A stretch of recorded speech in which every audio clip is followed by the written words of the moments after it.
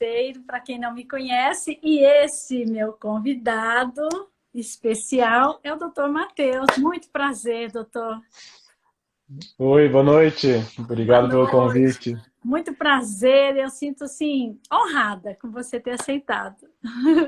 Então, tá Quem é bom. você? Meu nome é Matheus, eu sou médico, neurologista e faz um tempo que eu decidi me dedicar e tratar exclusivamente pacientes que têm esclerose múltipla. Nasci no interior do Paraná, hoje eu vivo e trabalho em Curitiba, Paraná. Tem sido muito bom. E o quanto você pode ajudar as pessoas, isso é fantástico, né? Você poder doar um pouco. Então, vamos começar dizendo para as pessoas como é que eu sei que eu tenho esclerose. Joia. Então, eu sempre falo numa primeira consulta, numa primeira abordagem para o paciente, que ele tem que tomar um pouco de cuidado com a palavra esclerose, porque existem muitas doenças que têm esse nome no meio. Isso. Então, a doença que a gente vai tratar aqui hoje, que eu trato, que eu trabalho, chama-se esclerose múltipla. Essas duas palavras, esclerose múltipla. Existem diversas outras doenças que têm a palavra Uhum. esclerose no meio, tem que cuidar sempre para não confundir. Então, existe a ELA, que é a esclerose lateral amiotrófica. Quando a pessoa, o velhinho está ficando esquecido, falam que ele está ficando esclerosado. É. Existe uma série de doenças que têm a palavra esclerose no meio, mas a doença que a gente fala aqui chama-se esclerose múltipla. E a esclerose múltipla, então, ela é uma doença neurológica e autoimune. Então, autoimune significa que são o seu sangue, as suas células de defesa está criando anticorpos e está se atacando. Em vez de se defender contra um vírus, contra uma bactéria, os seus linfócitos, sua célula de defesa produz anticorpos e vai lá e machuca o próprio neurônio. Existem doenças autoimunes em diversas outras regiões do corpo. Então tem doença autoimune contra as juntas, que faz artrite, tem doença autoimune contra outras regiões do corpo, que faz o lúpus, contra a pele faz o vitiligo, contra o pâncreas faz o diabetes, e assim vai. E a doença autoimune que ataca a bainha de mielina, que é uma capinha de gordura que tem nos neurônios, chama-se esclerose múltipla. Então a esclerose múltipla é uma doença autoimune que é o seu corpo atacando o próprio neurônio, o próprio sistema nervoso central, o próprio cérebro. E para a gente começar a suspeitar de esclerose, geralmente a gente parte de um perfil epidemiológico mais típico, que é a mulher jovem. Então, o protótipo para ter esclerose é mulher jovem. Homem pode ter? Pode. Mulher mais velha pode ter? Pode. Mas o mais comum é a mulher jovem. Entre 18 e 30 anos, entre 20 e 40 anos, bem no pico de fase hormonal, reprodutiva, profissional, tudo isso. Então é aquela mulher jovem que começou com um sintoma neurológico novo, que não tinha antes. Uma visão que Uhum. está embaçada, um braço que está formigando, uma perna que está sem sensibilidade, um lado do corpo que está estranho, um desequilíbrio, uma tontura, uma visão dupla. E é um sintoma neurológico que ele não é assim de durar 5 segundos e passar, ou de durar 1 minuto e passar. Geralmente são sintomas neurológicos que duram pelo menos 24 horas. Porque é super normal deitar em cima do braço e acordar com ele formigando. Acontece com É. todo mundo. Cruzou a perna numa reunião, quando viu a perna estava adormecida, teve que ficar de pé, mas em questão de 1 minuto, 2 minutos já recuperou. Só que na esclerose não recupera. Fica 24 horas com aquela sensação estranha, sem passar. Se isso acontecer, qualquer coisa estranha que acontecer, perna amortecida, braço amortecido, sem sensibilidade, formigando, visão, e durou 24 horas, pelo menos, pode durar um dia, 2 dias, 3 dias, uma semana, um mês, passou de 24 horas, a gente abre um leque de alarme para a esclerose. E daí parte para outros exames, investigação que pode confirmar. Mas a primeira suspeita para dizer se você tem ou não tem esclerose é ter um sintoma neurológico novo que não tinha antes, que dure pelo menos 24 horas e depois parte para a investigação. Mas esse é o comecinho de tudo.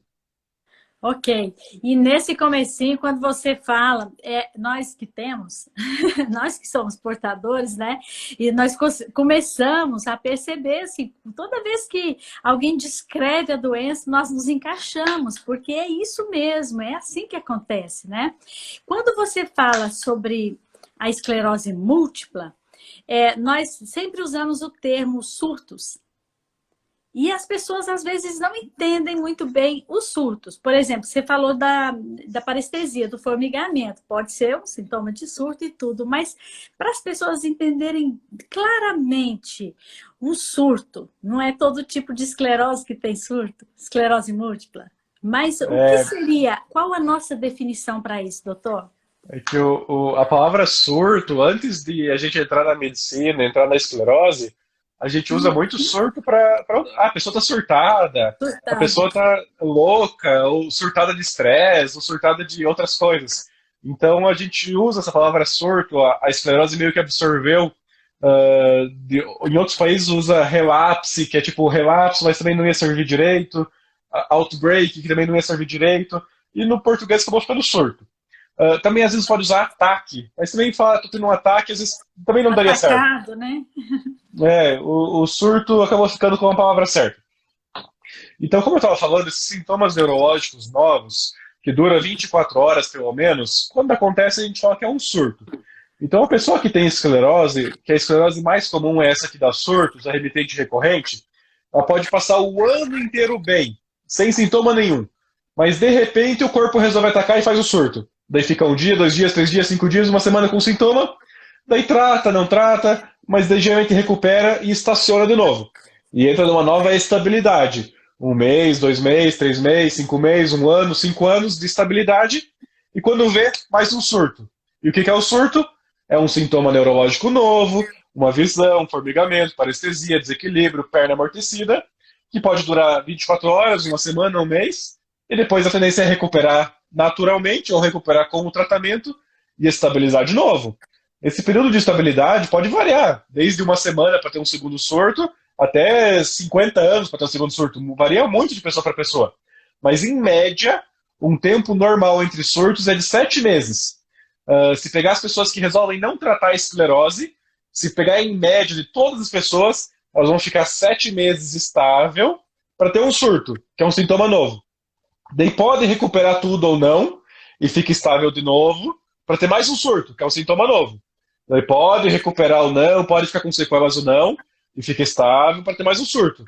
Esse é o problema da doença. Às vezes vai ficar acumulando muita sequela de cada pequeno surto. Tem muito surto que vai acontecer e vai melhorar tudo. Seja melhorar tudo espontaneamente, naturalmente, ou seja melhorar tudo com a pulsoterapia, com o corticoide, com a pulso.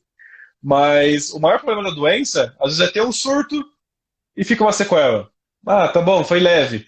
Espera 7 meses, tem mais um surto, fica com mais uma sequela. E assim vai. Ao longo de 10 anos, 15 anos, 20 anos, ter 10 surtos, 15 surtos, fica com uma pequena sequela em cada um deles, vai ter muita sequela no futuro. Por isso que eu sou super a favor de uma estratégia de tratamento, que é tentar usar os remédios bons desde o começo. Não guardar os remédios bons só para o final, quando a pessoa está muito grave. Porque eu gosto de começar a controlar a doença desde o começo, não deixar acumular surto, acumular sequela, acumular lesões, nada disso. Entendi. Vamos aqui, pular aqui o meu roteiro. O que é um remédio bom? Então, eu falo muito de tratamento de alta É. eficácia ou remédios bons para esclerose, porque funciona assim. A primeira linha de tratamento da esclerose, que a gente coloca nessa primeira linha, Copaxone, que é o Guatiramer, Interferon, que é o Rebif, o Avonex, o Teriflunomida, que é o Albagio, e o Tecfidera, que é o fumarato de dimetila. Esses 4 medicações são a primeira linha do SUS. Eu considero essas medicações leves. Elas servem para alguns tipos de esclerose, escleroses mais leves também, mais light, porque nos estudos eles mostraram que controlam as doenças assim, uns 30, 40% dos casos. Então, para mim, não parece uma taxa satisfatória, assim, 30, 40%. Lógico, vai ter paciente que está usando Copaxone há 20 anos e está super bem controlado? Vai. Vai ter paciente que está super bem controlado com interferon, vai ter paciente que está super bem controlado com qualquer uma dessas 4 medicações. Mas a grande maioria dos pacientes que tem uma doença um pouquinho mais forte, muito surto, muita lesão, lesão na medula, sequela no primeiro surto, eu geralmente não prefiro não arriscar com uma medicação dessas e sempre tento partir direto para uma medicação um pouquinho mais eficaz. As medicações começam a ficar boas, começam a ficar um pouquinho mais eficazes a partir do fingolimod. Então, o fingolimod é um comprimido, depois tem o natalizumab, que é um soro na veia mensal, tem o ocrelizumab, que é um soro na veia a cada 6 meses, tem o Kesimpta, que é uma injeção na barriga uma vez por mês, tem o Cladribina, que é o Mavenclad, que são comprimidos uma vez por ano, e tem o Alemtuzumab, que é o Lentrada, que é um soro na veia uma vez por ano. Todas essas últimas medicações que eu falei, elas são consideradas de pelo menos moderada ou alta eficácia. E a gente fala que são de alta eficácia porque, às vezes, nos estudos, chegam a controlar mais de 90% dos casos. Mais de 90% de controle sobre a doença, de não ter mais surto, de não ter mais lesões da ressonância, de não ter piora.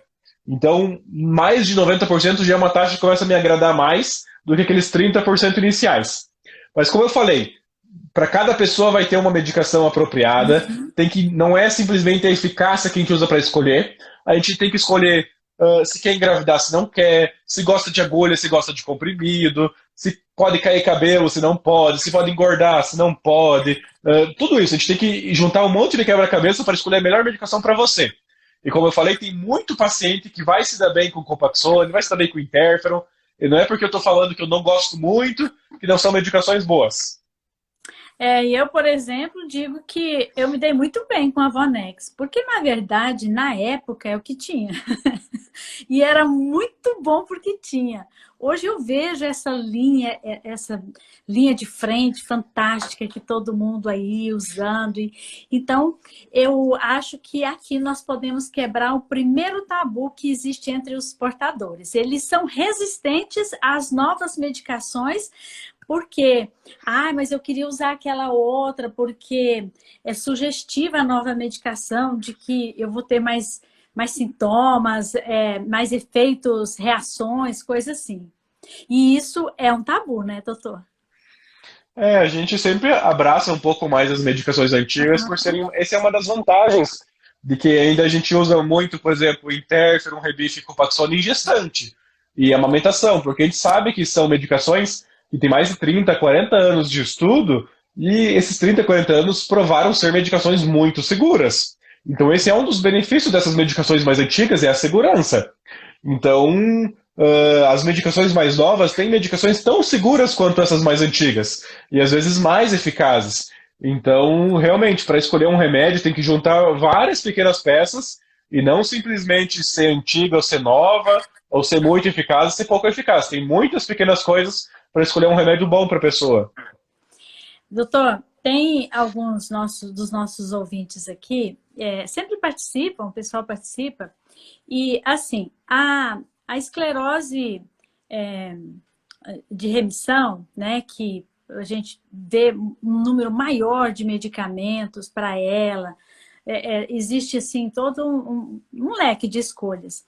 A gente vê que as progressivas, elas não têm elas não têm esse privilégio todo, né?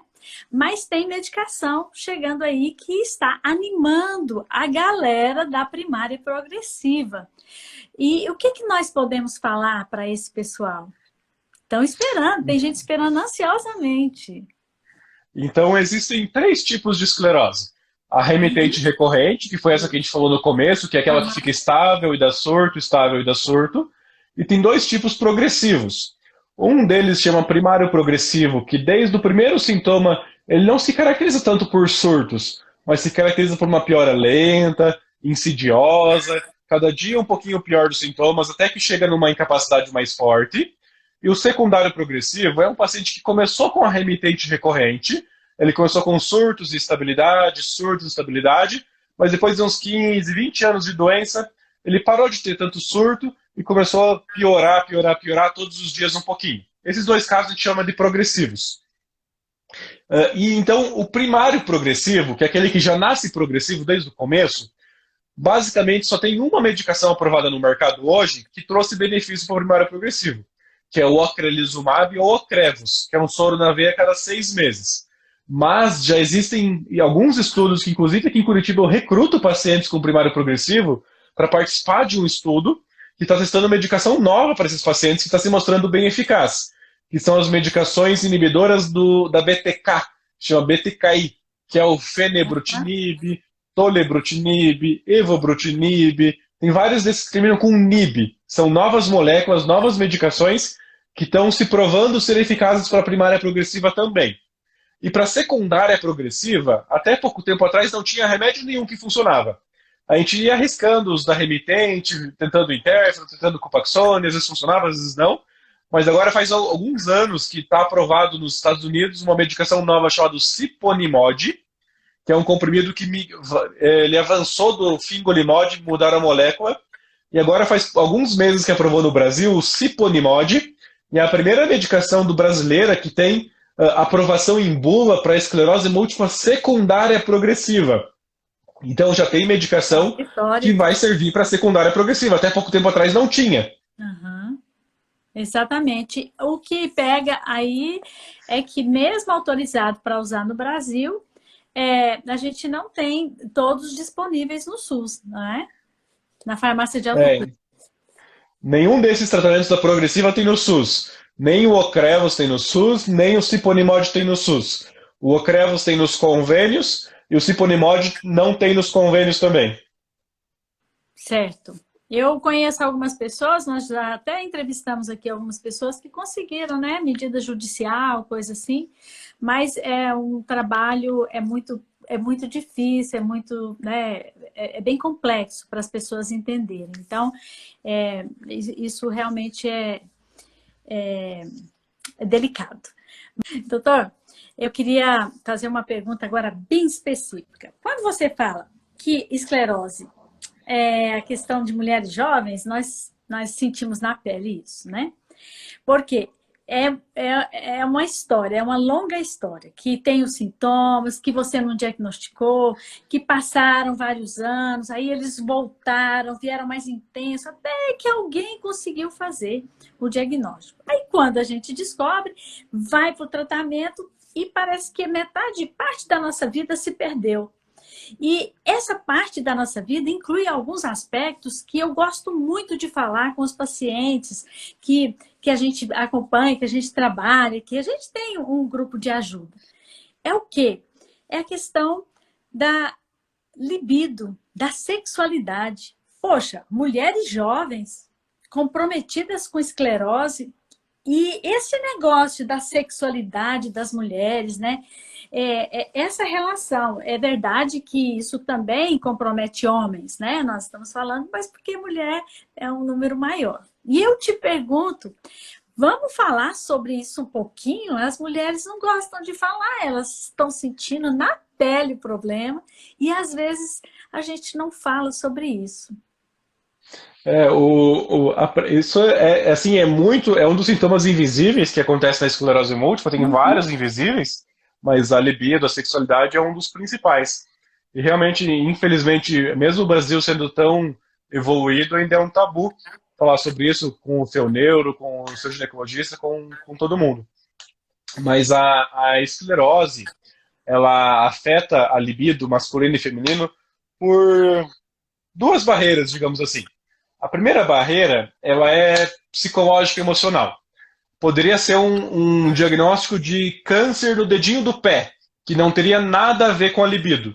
Mas o fato da pessoa estar com um diagnóstico, carregar esse peso do diagnóstico, nossa, estou com uma doença neurológica, onde é que eu vou parar, onde é que eu vou ficar? Puf, desaba. Então esse já é o primeiro. O simples fato de estar com o diagnóstico de uma doença neurológica crônica, degenerativa, incurável, blá, blá, blá, pronto, já é motivo suficiente. E tá tudo bem. E é motivo suficiente, sim. Qualquer um se balaria. Além disso, vem a parte anatômica. Então, para o libido funcionar, para o homem ter ereção, para a mulher sentir prazer, para o homem sentir prazer, a comunicação do cérebro com o órgão genital tem que estar preservada, tem que estar funcionando. Assim que para a gente mexer a mão, minha comunicação tem que descer do cérebro, passar pelo braço e chegar nos dedos, o resto tem que funcionar também. E a esclerose, como ela causa manchas no cérebro, causa manchas na medula, pode comprometer toda a passagem de informação, e além de ter aquele comprometimento emocional, psicológico, peso nos ombros do diagnóstico, pode ter um comprometimento orgânico, por falta de informação mesmo. As pessoas podem não sentir, encosta na região e não sente. Não é só a questão de emocional. Às vezes a pessoa está super bem resolvida com a doença, mas pode ser uma questão física mesmo, que não está funcionando tão bem. Então, realmente, é super comum, é muito comum esse tipo de problema. Não precisa ter lesões na medula para ter esse problema, mas quando tem lesão na medula, ele é mais comum, é mais frequente ainda. Mas eu tenho também alguns posts no Instagram para ajudar nesse sentido, que o primeiro deles é assim, reconhecer que está com problema e buscar ajuda. E depois disso, é muito importante você organizar as relações. Então, você tem que estar com um parceiro adequado, que seja legal, gente boa, que esteja com um relacionamento bem adaptado entre vocês dois. E depois, se tiver com problema físico, lubrificação, sensibilidade, tem que procurar o ginecologista, o urologista para corrigir essa parte física. E se aquela questão do peso nos ombros, a aceitação, a sua autoimagem, a sua percepção tiver comprometida, às vezes precisa fazer terapia, grupo de ajuda, conversar com as amigas, para tentar vencer todas essas barreiras. Não tem uma solução única. Ah, não é toma um remédio tal que resolve, toma vitamina tal que resolve, toma maca peruana, toma tribulos terrestres, Peruano. toma tal negócio. Então não é uma única saída. É sempre uma junção de vários fatores para conseguir melhorar isso. Mas é muito bom a gente poder dizer para os portadores, para as pessoas que vivem o problema, que isso acontece, que é perfeitamente normal acontecer, no caso da esclerose, né? Até para a gente desmistificar um pouco isso. E junto com essas alterações, nós também temos outras alterações que podem comprometer a questão da sexualidade, né, doutor? Por exemplo, a bexiga neurogênica, o intestino neurogênico, isso tem a ver, né? Eu acho até para o dia a dia, né, das pessoas, para a convivência, essas coisas. Então, Uhum. é muito bom que a gente fale isso. A pessoa que tem bexiga neurogênica, intestino neurogênico, que tem dificuldade para caminhar, desequilíbrio, além de ser coisas físicas, também entra na mente da pessoa, né? A pessoa, meu Deus, o que vão pensar de mim? Se eu tô com a bexiga neurogênica, se eu tô com o intestino neurogênico, como é que alguém vai gostar de mim? Como é que alguém vai me querer? Como é que... Então, tem toda a parte psicológica e a própria parte física também. Outro dia eu estava olhando seus posts, você fala dos sintomas invisíveis da EM, e aí você põe uma lista enorme, e eu fiquei preocupada. Eu falei, meu Deus, eu tenho que ver essa lista dele. Aí eu fui lá assistir você, né? Porque alguns dos sintomas que são invisíveis, que as pessoas nunca imaginam que a gente tem, mas a gente tem, né? Então é muito esclarecedor isso. E assim, me prendi muito a essa questão, por trabalhar com sexualidade e tudo. Então, eu vejo assim, uma tremenda dificuldade das mulheres nesse aspecto, né? E aí, claro, com homens. Mas eu diria para você, a mulher, ela faz um diagnóstico, ela está mais jovem, e daqui a pouco ela chega no climatério. Então, ela tem um fator duplo, né? Porque ela vai chegar, ela vai envelhecer. E aí, é uma pergunta que todo mundo faz para mim, eu ainda não sei direito, eu estou chegando lá. Mas como que é esse negócio do envelhecer com esclerose múltipla, doutor? Esse negócio que deixa a gente com o coração na mão? Para a mulher, o próprio envelhecer normal de quem não tem esclerose já é uma coisa estranha, assim, que passa pelo climatério, os hormônios mudam, muita coisa física muda no corpo da mulher.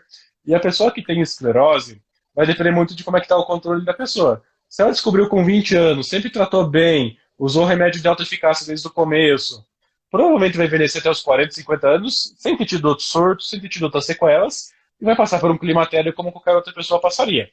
Mas aquelas pessoas que, infelizmente, acumularam um pouquinho de sequela, tiveram algumas dificuldades, provavelmente esse envelhecer pode ser muito mais intenso para a pessoa. Pode ser que ela comece a sentir problemas que só sentiria com 50, 60 anos, um pouco antes, problemas de caminhada, de calorões, de Uhum. memória, de cabelo, de sexualidade, de tudo isso. Então, quem já vai acumulando sequelinhas desde o começo, pode antecipar um pouco e fica mais intenso esse processo de envelhecimento natural. E tem também as doenças que vão aparecendo, né? Vai um É, hipotiroidismo, um eu, negócio aqui, outro ali. eu falo para os pacientes que, assim, não é porque você foi premiado de ter esclerose que você não, que você está isento de nunca mais ter nenhuma outra doença na vida. Então tem que cuidar, fazer check-up do câncer de mama, tem que cuidar da pressão, da diabetes, do colesterol, da tireoide, cuidar com os hormônios do futuro. Então não pode desgarrar do resto. Inclusive, o risco de ter uma outra doença autoimune é maior do que uma pessoa sem esclerose. Então tem que ficar muito vigilante, muito atento as outras doenças que podem surgir com o envelhecimento. Uma doença autoimune é difícil, mas ter outras, né? Ainda tem essa probabilidade, então não é fácil. Não Né? é fácil. Mais do que qualquer outra pessoa. Aham.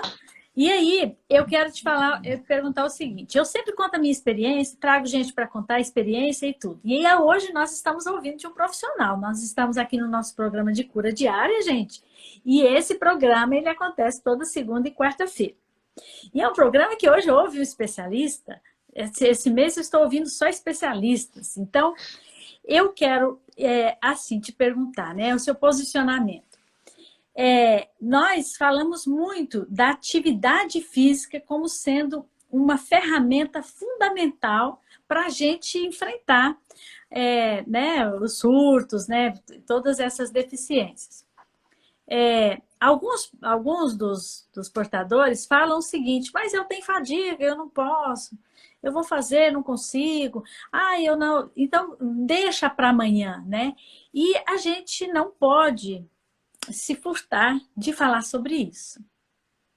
E eu quero que você se pronuncie sobre esse assunto.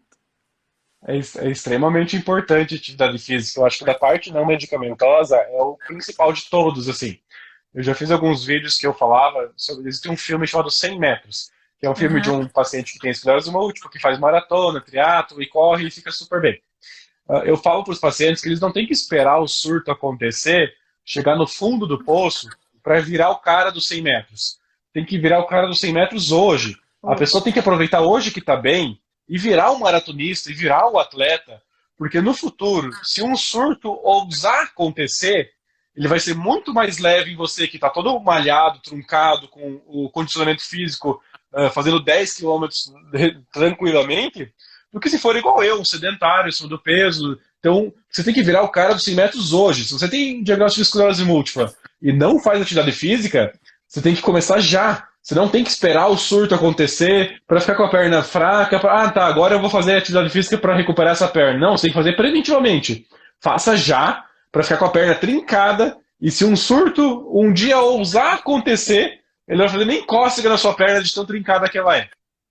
Além disso, atividade física no longo prazo mostra melhor controle da doença. Quem faz e quem não faz, quem faz tem menos incidência de surto. Então, além de fazer e ter menos surto do que quem não faz, se você vir a ter um surto, ele vai ser mais leve em você, porque você vai estar com a musculatura toda pronta para aguentar o surto, para aguentar o tranco. Então, assim, é extremamente importante, além de fazer esse bem para a esclerose que a gente falou, ele faz super bem para todas as outras doenças do organismo, então vai evitar você ter um infarto, um derrame, colesterol, diabetes, tudo aquelas coisas ruins que a gente sabe que a atividade física faz bem. E fadiga não é desculpa. Você começa fazendo no limite da sua fadiga, chegou na fadiga, ok, descansa, relaxa, mas pelo menos você fez. No próximo dia, tenta de novo, até o limite da fadiga. Para, descansa e vai fazendo. Quando você se perceber, o seu limite da fadiga aumentou tanto que a própria fadiga foi embora. Então tem que fazer devagarzinho, começar aos poucos e ganhando dia após dia condicionamento, fazendo o limite da sua fadiga, mas tem que fazer alguma coisa. Qual atividade física, doutor? A que você gostar, a que se encaixar melhor nos seus horários, na sua rotina. Já ouvi que natação é bom, mas eu odeio nadar. Então não vai nadar, faz alguma coisa que você goste. Caminhada, corrida, bicicleta, academia, natação, faz o que você goste, mas faça. Não tem o melhor atividade física que é o melhor para todo mundo. Bacana. E sobre as suplementações, essas coisas que todo mundo pergunta. Eu vou aproveitar você aqui, viu, doutor? Vou aproveitar e perguntar. Então, eu gosto de suplementar para os meus pacientes 2 vitaminas de rotina. Uma delas é a vitamina B12, e eu gosto de suplementar a B12 para manter ela acima de 500 no sangue. Se o paciente já consegue ficar com 500 só na alimentação, beleza, não precisa suplementar. E a outra vitamina que eu gosto é a vitamina D, D de W.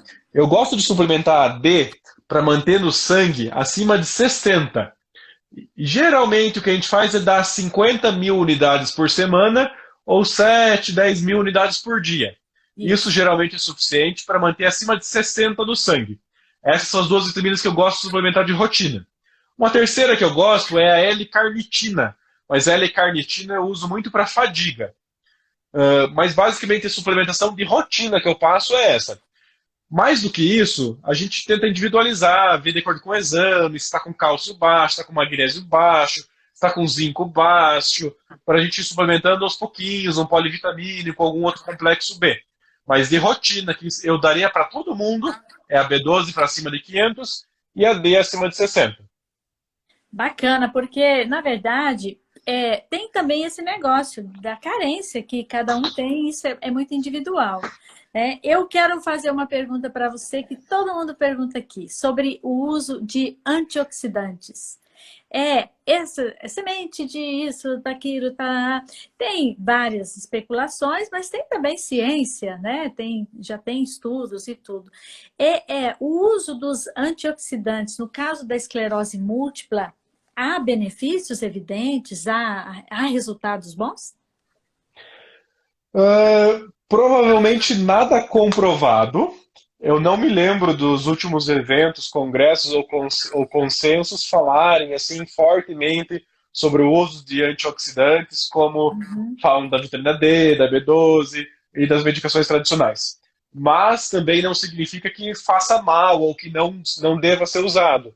A gente sabe que a ciência por trás dos antioxidantes em geral é muito favorável para uma saúde corporal geral.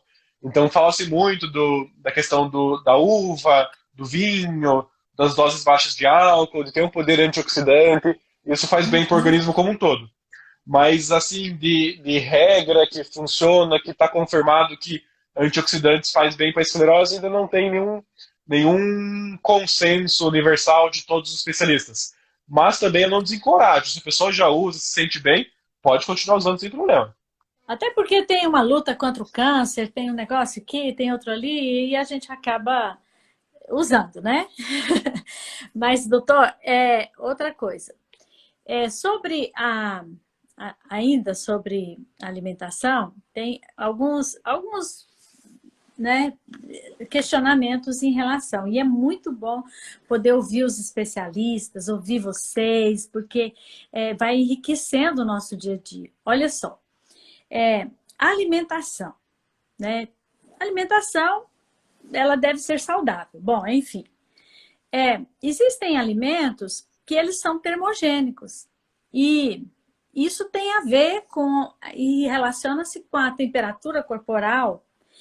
Como que fica esse uso exagerado aí? A turma usa termogênico e essa relação do uso do termogênico com o calor corporal e que tem a ver também com o processo inflamatório na esclerose. O calor em si, de qualquer modalidade, ele faz mal para a EM. Uhum. Verão, água quente, febre, qualquer tipo de aumento de temperatura, qualquer tipo de calor, pode exacerbar algum sintoma antigo, embaçar a visão, formigar o braço, desequilíbrio. Qualquer aumento de temperatura pode fazer mal.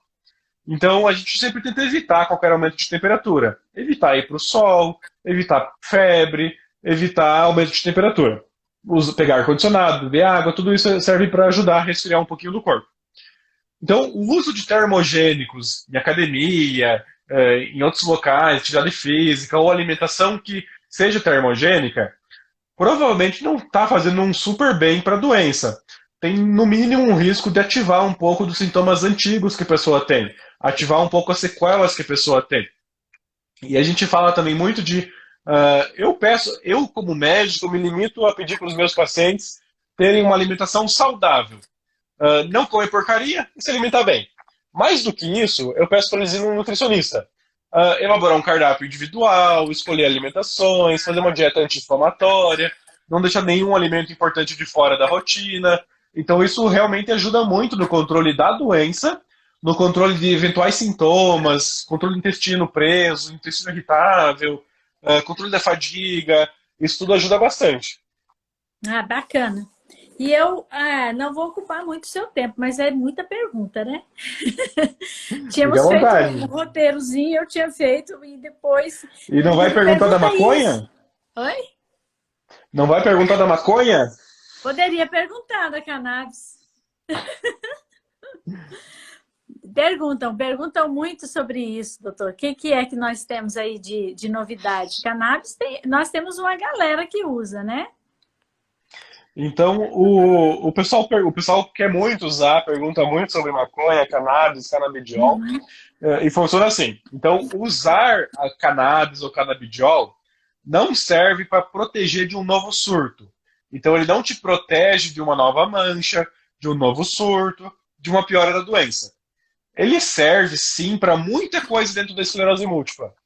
Ele serve para ajudar em dor crônica, em fadiga, em ansiedade, insônia, espasmos, crise convulsiva, espasticidade. Então, ele ajuda em muitos desses sintomas. Ele também pode ser usado individualmente ou em associação com outras medicações, como pregabalina, baclofeno, Uhum. gabapentina, duloxetina. Então, ele tem um uso que realmente funciona muito bem nessas situações que eu falei específicas, não é para tudo, não é todo mundo, mas é quem tem dor, espasmos, espasticidade pode se beneficiar. Uh, e não protege de lesões, não protege de mancha, não protege de lesões, mas pode ajudar nesses sintomas específicos da doença. Beleza. Aqui está uma pergunta interessante. Mas em gotas eu teria que fumar? Fumar eu geralmente não recomendo. Não recomendo, por favor. Fumar eu não recomendo por alguns motivos. A combustão, que é inalação da fumaça e do calor, pode aumentar a temperatura do corpo e eu fazer pseudosurto por estar fumando algo quente. É. O próprio inalação de fumaça, fuligem, faz mal para o pulmão, em questão de câncer, essas coisas assim. E a dose de cannabis não é uma dose padronizada. Então, se tu fizer um cigarro, vai por um tanto, se outro fizer um cigarro, vai por outro tanto, e não tem como equilibrar a dose para funcionar. Quando você compra na farmácia, bonitinho, vem lá, cada ml tem tanto. E você começa a tomar 1 ml, 2 ml, vai de gotinha em gotinha, você consegue saber exatamente quanto de cannabis está botando dentro do corpo. Até para saber quanto começar, quanto ajustar, quanto aumentar. O que não dá para fazer com cigarro. Fumar um cigarro, 2 cigarros, 3 cigarros, quando vê, bagunçou a dose. Então, fumar não é recomendado. Não mesmo. Sobre as gotinhas, né? Nós sabemos que é muito complicado para conseguir aqui. No seu estado, como você tem feito para as pessoas que usam? Lembrando que ninguém vai substituir aquela medicação por cannabis, mas vai ser um a mais, né? Como é que é o processo para as pessoas adquirirem? Então, não sei se é no Brasil todo, mas pelo menos aqui no Paraná já tem farmácia, farmácia convencional de Uhum. esquina, que é só levar a receita do médico e conseguir pegar. É um frasquinho, chama Cannabidiol Prati Donaduzi. Prati Donaduzi, Prati, espaço, Donaduzi, Donaduzi, Daí, Zé. Donaduzi. Então é um canabidiol que já está em farmácia, Droga Raia, Panvel, farmácia convencional. Se você chegar com a receitinha lá, eles te vendem, como vendem uma dipirona e um paracetamol. Só que tem que ter receita, tem que ser aquela receita azul controlada do neuro, e já é fácil de conseguir dessa maneira. Fora isso, eu acho que todos os outros jeitos é no jeitinho, que é ilegal, mercado negro, o paciente pega daqui, pega de lá, ou via associação. Então tem algumas associações de autismo, de epilepsia, que às vezes comercializam com autorização também. Mas o jeito mais certo é pegar a receita, ir na farmácia e comprar. Estão falando aqui que é muito caro. E eu li É, um material dizendo que ele realmente, às vezes, quando importa, traz ele importado, fica mais em conta, né? Eu não tenho ideia, mas comentaram aqui que o valor nessas farmácias, eu acho. eu acho que o do Brasil tá tipo uns 200, 300 reais o frasquinho, que não deve Aham, durar um mês no Brasil, na farmácia, isso que eu falei. é Assim, mesmo. então, é um tratamento caro, às vezes tem outras medicações para ser tentado antes, atividade física, outras coisas, fisioterapia, podem ajudar antes de ir atrás de uma molécula que está na moda, digamos assim. Mas realmente, tem muita pessoa que o remédio é sensacional. É. E uma pergunta aqui, foi bom, né? Porque o pessoal começou a perguntar e eu estou selecionando algumas. Aí, gente, vocês podem aproveitar mais um pouquinho dele. Mas é assim, perguntaram aqui se o tabagismo é ruim, se faz mal, se prejudica a esclerose. Você até falou sobre o negócio do calor, do fogo, e aí a gente já imagina que sim, né? Mas eu vou deixar você. É, além do calor, de esquentar o organismo, o tabagismo faz mal por via dupla. Então, ele faz mal para a sua esclerose, aumenta o risco de surto, aumenta o risco de progressão da esclerose múltipla, e, por outro lado, faz todo o mal que a gente já conhece do tabagismo. Aumenta 1 milhão de câncer pelo seu corpo, coração, derrame, gordura, tudo que imaginar faz mal. Então, realmente, tem que ser totalmente contra o tabagismo. Para esclerose, sem esclerose, não tem como incentivar ou benefício algum. Tem uma pergunta aqui, se todas essas nossas orientações que foram faladas, né, principalmente suas orientações, se serve para neuromielite óptica. Provavelmente sim. Provavelmente todas elas valem sim. Só a neuromielite não existe a parte progressiva da neuromielite, mas praticamente todo o resto que eu falei se aplica com a neuromielite. Fadiga, surtos, cansaço, vitaminas, tratamentos. Os tratamentos são diferentes, as medicações são diferentes também, não são aquelas mesmas que a gente falou no começo. Bacana. Respondeu aí, Melina que fez a pergunta. Gente, se vocês quiserem fazer alguma outra pergunta para o doutor Matheus, e enquanto vocês não perguntam, eu vou aproveitando aqui, viu? Eu vou aproveitar esse tempo que vale ouro. Você falou algo interessante, que o uso da cannabis tem a sua relação também de ajuda no sono e etc, etc. Também já discutimos isso aqui várias vezes, mas eu acho isso fantástico. É falar desse negócio de insônia versus esclerose múltipla. Que tanto de insônia é esse que todo mundo tem, que nós temos, que tem a ver com a esclerose? Eu faço um paralelo também com a depressão e a ansiedade, Uhum. porque, igual a questão do libido também, simplesmente por ter um diagnóstico de doença crônica, poderia ser de novo um tumorzinho lá no dedão do pé. Simplesmente ter um diagnóstico de doença crônica já é motivo suficiente para ter ansiedade, depressão e insônia. A Uhum. esclerose, por ser uma doença neurológica que afeta os neurônios, afeta a comunicação cerebral, pode ter mais ainda depressão, ansiedade e insônia. Então, a insônia na esclerose é muito comum, primeiro pelo fato de ser uma doença neurológica, crônica, etc. E segundo, por ser uma doença que está prejudicando a nossa comunicação dos impulsos cerebrais, que provavelmente comandem o sono também. Então, realmente é mais comum do que o normal a insônia na esclerose múltipla. E a gente tem que usar diversos artimanhas para dormir melhor. Desde parte natural, com higiene do sono, chá, hábitos, etc., até algumas coisas mais naturais, assim, e por fim, em último dos últimos casos, é tomar remédio para dormir. E o remédio para dormir, eu vejo, às vezes as pessoas têm uma certa resistência, porque pensam, eu vou ficar dependente e etc. Mas não é melhor tomar o remédio para dormir, porque o sono, ele tem um benefício em relação a isso? Sim, é melhor dormir bem à base de remédio do que não dormir. Tu fica um zumbi se tu não dormir. Só que o que as pessoas têm que tomar cuidado é não assim abraçar o remédio e parar de fazer o resto. Então, se acostumar com o remédio, é só eu tomar um remédio que eu durmo. Mas daí ela sai de noite, janta pesado, toma café, e chega lá e quer dormir à base do remédio. Daí não adianta.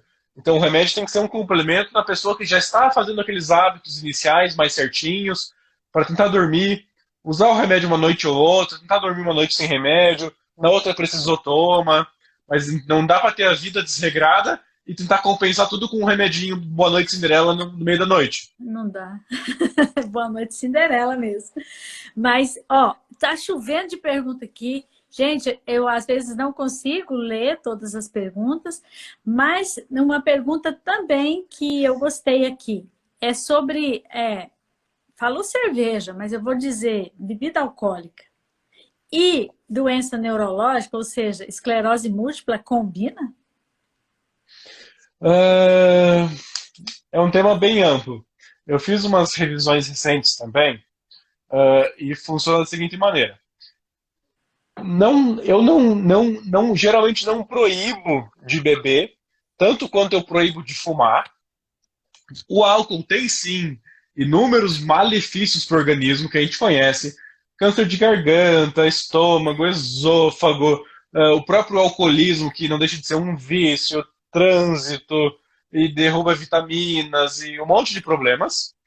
Uhum. Mas a gente sabe que em doses baixas, pequenas, tacinha de vinho à noite, pouquinho, no longo prazo pode fazer bem por um mecanismo antioxidante. Mas se a pessoa sente que é algo importante para ela, sair de vez em quando, tomar uma bebidinha, socializar com os amigos, no churrasco, eu não vejo tantos problemas assim não em tomar um pouquinho. Sim, ninguém pode encher a cara, nem eu, nem você, nem ninguém. Mas sim, pouquinho de vez em quando, eu não vejo mais problemas e eu acabo autorizando o meu paciente. Porque eu falo para os pacientes que o meu objetivo é tratá-lo para te deixar bem o suficiente para curtir a sua vida. Se tomar uma de vez em quando é o que te faz bem, é o que te traz alegria, é o que te conforta, eu vou te tratar, te deixar sem surto, sem sequelas, para você tomar uma de vez em quando. Tem gente que não faz questão e não bebe. Mas é isso que eu prego, assim, digamos. A gente vai te tratar, te deixar bem, para você tomar a própria rédea da vida e dar os próximos passos com orientação. Bacana, doutor, muito bom. E eu sei que você trabalhou o dia todo, que você está aqui numa gentileza tremenda, está cansadão, tem muita pergunta, mas eu acho que a gente conseguiu fazer, né, abranger um pouco. Eu preciso te liberar, e para te Mas liberar eu vou te deixar. depois abre uma caixinha. Abre uma caixinha no story que eu abro uma também. A minha tá sempre aberta, se alguém esqueceu Não, de perguntar. a minha também abre direto. Eu respondo como paciente, você responde como médico e a gente vai ajudando uns aos outros, não é? Mas eu queria só pedir para você, para a gente fechar aqui, que recomendações, que dicas, o que, que você quer deixar para o nosso público que, né, tão gentilmente passou por aqui, comentou e participou? Eu gosto sempre de avisar que por mais que eu fale, por mais que eu dê dicas, sempre confie no seu neurologista, ele que te conhece mais, te entende mais, muito mais do que eu, que dei uma dica cega de uma vitamina, de um tratamento, de um remédio. Então sempre confie no seu neuro. Se quiser usar tudo que eu posto de argumento, pode usar. Chega e fala, doutor, eu vi na internet que o remédio tal é bom, vi que tal coisa faz bem. Pergunta para ele, confia nele, que ele é o seu médico, ele te conhece muito mais do que eu. O que eu recomendo para os pacientes sempre é tentar reunir o máximo de hábitos saudáveis possíveis, atividade física, emocional, estresse, sono, alimentação, tudo isso, juntamente com uma medicação individualizada. Então, é você que tem que escolher o seu remédio, não é o seu neuro que tem que falar, ó, você tem que tomar um remédio tal. Mas por que o remédio tal, doutor? Eu sei que tem 15 remédios disponíveis, você tem que conhecer os remédios, tentar individualizar para o seu caso, para suas vontades. Se quer injeção, não quer. Se quer engravidar, não quer. Se quer comprimido, não quer. Se quer todo mês, ou quer a cada 6 meses, se quer uma vez por ano. Então, tente juntar o máximo de hábitos saudáveis possíveis com uma medicação individualizada que você e o seu neuro chegarem em consenso juntos. Eu acho que esse é o caminho para vocês conseguirem ficar bem. Muito obrigada, gratidão. E eu sei que você que responde lá, está o tempo todo, eu desejo muito sucesso na sua caminhada, que você como profissional, né, continue assim, com todo esse êxito, com essa dedicação toda, e principalmente que você tenha muito sucesso aí no seu trabalho, né, e tudo que você tem feito.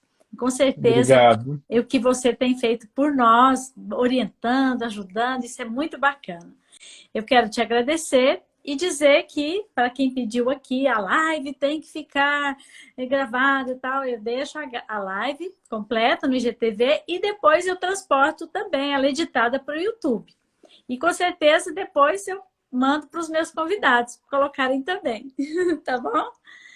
Um grande beijo, doutor. E nós já sabemos como te encontrar, nosso público já sabe, então a gente se vê aí nos caminhos da esclerose múltipla. Gratidão. Perfeito.